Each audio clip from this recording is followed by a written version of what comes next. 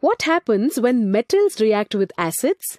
We have taken samples of magnesium, aluminium, zinc and copper. Add the samples into the beaker containing dilute hydrochloric acid and observe the formation of bubbles.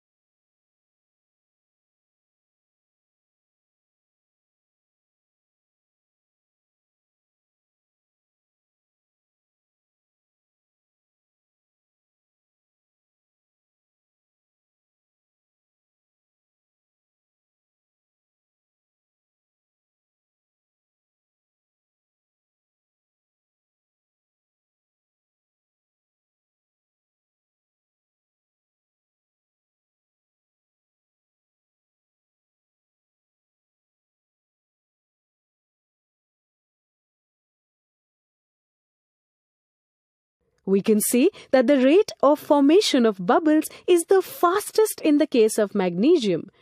The reaction is the most exothermic in this case. The reactivity decreases in the order magnesium, aluminium and zinc. Metals react with acids to give us salt and hydrogen gas. In the case of copper, no bubbles were seen and the temperature also remained unchanged. This shows that copper does not react with dilute hydrochloric acid.